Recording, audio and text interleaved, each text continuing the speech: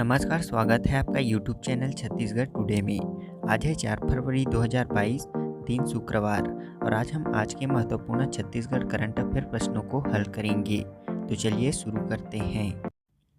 हमारा पहला प्रश्न है, छत्तीसगढ़ अभिवहन वनोपज नियम 2001 में संशोधन करते हुए राज्य सरकार ने कितने प्रकार के वृक्षों के काष्ठ एवं जलाऊ को परिवहन अनुज्ञा पत्र की अनिवार्यता से मुक्त किया है? इसका राइट आंसर है ऑप्शन सी 32। हाल ही में छत्तीसगढ़ अभिवहन वनोपज नियम 2001 में संशोधन के प्रारूप का अनुमोदन राज्य सरकार द्वारा किया गया है, जिसमें मुख्यमंत्री वृक्षारोपण प्रोत्साहन योजना में निजी क्षेत्र में स्थित वृक्षों की कटाई एवं परिवहन प्रक्रिया को सरल बनाने के लिए अंतर्विभागीय समिति की अनुशंसा के आधार पर 32 प्रकार के वृक्षों के काष्ठ एवं जलाऊ को परिवहन अनुज्ञा पत्र की अनिवार्यता से मुक्त कर दिया है। इसके साथ ही किसी व्यक्ति के स्वयं के स्वामित्व के बांस की समस्त प्रजातियों को अब 9 जिलों के स्थान पर छत्तीसगढ़ राज्य के समस्त जिलों में परिवहन की अनुज्ञा पत्र की अनिवार्यता से मुक्त किया गया है। हमारा अगला प्रश्न है, प्रदेश में शहीदों के सम्मान में छत्तीसगढ़ अमर जवान ज्योति की स्थापना कहाँ की जाएगी? इसका राइट आंसर है ऑप्शन बी, रायपुर में। प्रदेश में छत्तीसगढ़ अमर जवान ज्योति का निर्माण चौथी वाहिनी छत्तीसगढ़ सशस्त्र बल माना रायपुर के परिसर में किया जाएगा। यहाँ शहीदों के सम्मान में छत्तीसगढ़ अमर जवान ज्योति अनवरत जलती रहेगी। छत्तीसगढ़ अमर जवान ज्योति के निर्माण का भूमि पूजन सांसद राहुल गांधी के हाथों 3 फरवरी को किया गया। बता दें कि 1972 में इंदिरा गांधी ने देश के शहीद वीर सैनिकों के सम्मान में नई दिल्ली में अमर जवान ज्योति प्रज्वलित की थी, जो 1972 से लगातार जलती आ रही है। केंद्र सरकार ने अमर जवान ज्योति को इंडिया गेट से हटाकर राष्ट्रीय युद्ध स्मारक में शिफ्ट कर दिया है, और इसी के तर्ज पर अब राजधानी रायपुर में भी शहीदों के सम्मान में छत्तीसगढ़ अमर जवान ज्योति प्रज्वलित होगी।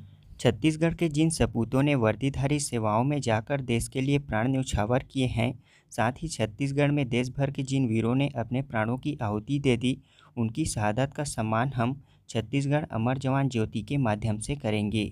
इसकी दीवार लगभग 25 फीट ऊंची एवं लगभग 100 फीट लंबाई के अर्धचंद्राकार रूप में रहेगी। इस दीवार की मोटाई 3 फीट की होगी। मेमोरियल टावर की स्थापना अर्धचंद्राकार दीवार के सामने बलुआ पत्थर ब्राउन वाइट मार्बल ग्रेनाइट से की जाएगी, और इसके शीर्ष में स्मृति चिन्ह का निर्माण कराया जाएगा। मेमोरियल टावर के सामने आधार पर राइफल एवं हेलमेट प्रतीक चिन्ह के रूप में रहेगा। इसी प्रतीक चिन्ह के सामने छत्तीसगढ़ अमर जवान ज्योति प्रज्वलित होगी, जो भूमिगत पाइपलाइन के माध्यम से ईंधन सप्लाई द्वारा 24 घंटे प्रज्वलित रहेगी। और इस दौरान राज्य के नवा रायपुर में सेवाग्राम की स्थापना का शिलान्यास भी किया गया। अगला प्रश्न है, छत्तीसगढ़ बस्तर संभाग के किस जिले में hydropower based pumping scheme irrigation project संचालित किया जा रहा है?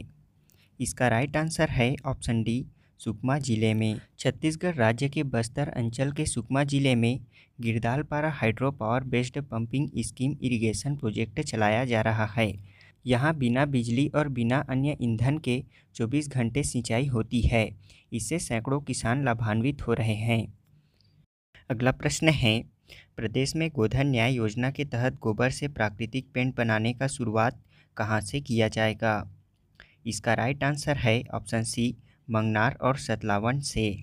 छत्तीसगढ़ राज्य में गोधन न्याय योजना के तहत गौठानों से खरीदे जा रहे गोबर से अब आने वाले दिनों में प्राकृतिक पेंट का निर्माण जल्द ही प्रारंभ किया जाएगा। पहली बार गोबर से बनाए जाने वाले इस पेंट का निर्माण बस्तर जिले के बकावंड ब्लॉक के अंतर्गत मंगनार और सतलावंड के साथ ही नगर निगम द्वारा संचालित एक गौठान से किया जाएगा। बता दें कि महाराष्ट्र, मध्य प्रदेश और राजस्थान के बाद अब बस्तर जिले के गौठान में इस योजना को शुरू करने के लिए पशुपालन विभाग के कुछ विशेष लोगों को योजना का प्रशिक्षण लेने के लिए भेजा गया था। प्रशिक्षण लेकर लौटे कर्मचारियों ने बताया कि उम्मीद की जा रही है कि इस योजना की शुरुआत करीब 1 महीने के अंदर हो जाएगी।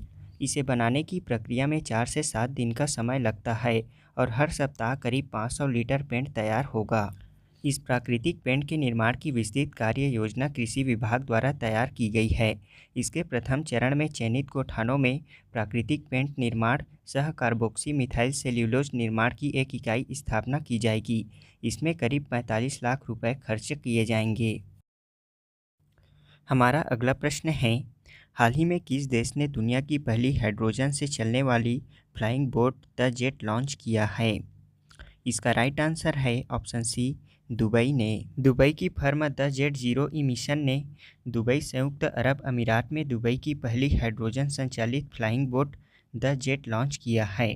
द जेट में अत्याधुनिक विशेषताएं और प्रौद्योगिकियां हैं जो कि 40 समुद्री मील की परिभ्रमण गति के पानी के ऊपर शांति से उड़ने में सक्षम हैं। इसमें 8 से 12 यात्रियों को ले जाने की क्षमता भी है। इसका उद्घाटन COP28 के 2023 में दुबई यूएई में होने वाले आयोजन में किया जाएगा।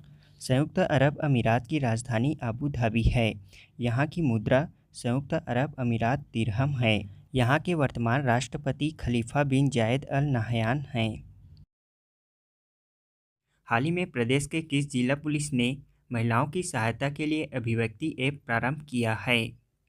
इसका राइट आंसर है ऑप्शन डी, कोंडागांव ने। हमारा अगला प्रश्न है, छत्तीसगढ़ के विश्वविद्यालयों में नई शिक्षा नीति 2020 किस सत्र से लागू की जाएगी? इसका राइट आंसर है ऑप्शन बी, 2022-23 से। हमारा अगला प्रश्न है, मदनवाड़ा हमले की न्यायिक जांच पूरी हो गई है। इसके न्यायिक जांच समिति का गठन किसके अध्यक्षता में किया गया था? इसका राइट आंसर है ऑप्शन सी, न्यायाधीश शंभुनाथ श्रीवास्तव। हमारा अगला प्रश्न है, प्रदेश में कौशल्या मातृत्व योजना के तहत सामाजिक आर्थिक जनगणना में पात्र हितग्राहियों को द्वितीय संतान बालिका के जन्म पर कितने रुपए की एकमुश्त सहायता राशि प्रदान की जाएगी? इसका राइट आंसर है ऑप्शन बी, 5,000 रुपये। हमारा अगला प्रश्न है, भारत का पहला जियोलॉजिकल पार्क का निर्माण कहाँ किया जाएगा? इसका राइट आंसर है ऑप्शन ए, जबलपुर में। अब हम पिछले क्विज का आंसर जान लेते हैं। पहला प्रश्न है, प्रदेश में किस जिला पुलिस द्वारा निजात अभियान प्रारंभ किया गया है? इसका आंसर है कोरिया जिला पुलिस द्वारा। राज्य के कोरिया जिला पुलिस द्वारा निजात अभियान प्रारंभ किया गया है। यह अभियान बेहतर कानून व्यवस्था के साथ साथ सामाजिक क्षेत्र में नशे के खिलाफ भी अभियान है। इस अभियान में अच्छे कार्य करने वाले पुलिस कर्मियों को सम्मानित भी किया जा रहा है। अगला प्रश्न है, प्रदेश में प्रारंभ किया गया अभिव्यक्ति ऐप किस विषय से संबंधित है? इसका राइट आंसर है महिलाओं की सुरक्षा से। बता दें कि छत्तीसगढ़ राज्य सरकार द्वारा महिलाओं की सुरक्षा के लिए मुख्यमंत्री ने अभिव्यक्ति ऐप लॉन्च किया है। इस ऐप को छत्तीसगढ़ के पुलिस विभाग द्वारा तैयार किया गया है। इस ऐप के माध्यम से राज्य की महिलाओं को तत्काल सहायता दी जाती है। इसमें यूज़र के लोकेशन के हिसाब से SOS बटन दबाते ही यूज़र के पास त्वरित पुलिस सहायता पहुंचती है। इस ऐप के माध्यम से महिलाएं कहीं से भी अपनी शिकायत पुलिस के पास दर्ज करा सकती हैं, यानी अब महिलाओं को थाने जाने की ज़रूरत नहीं पड़ेगी। इसके अलावा राज्य की महिलाएं अपनी सुरक्षा को लेकर सुझाव भी पुलिस विभाग तक पहुंचा सकती हैं। इस ऐप को मोबाइल के प्ले स्टोर से अभिव्यक्ति ऐप सर्च कर डाउनलोड किया जा सकता है। अगला प्रश्न है, इस गणतंत्र दिवस के अवसर पर छत्तीसगढ़ से किसे सेना पदक से सम्मानित किया गया है? इसका आंसर है मेजर जनरल सुधीर शर्मा को। दुर्ग जिला पाटन के रहने वाले मेजर जनरल सुधीर वर्मा को गणतंत्र दिवस 2022 में सेना पदक से सम्मानित किया गया है। हमारा आज के क्विज का पहला प्रश्न है, छत्तीसगढ़ राजभाषा आयोग का गठन कब किया गया था? दूसरा प्रश्न है, छत्तीसगढ़ राज्य अलंकरण 2021 में चंदूलाल चंद्राकर स्मृति पत्रकारिता पुरस्कार हिंदी प्रिंट मीडिया और हिंदी इलेक्ट्रॉनिक मीडिया के लिए किन्हें सम्मानित किया गया है? तीसरा प्रश्न है, राज्य में मक्का आधारित एथेनॉल संयंत्र कहाँ स्थापित किया जाएगा?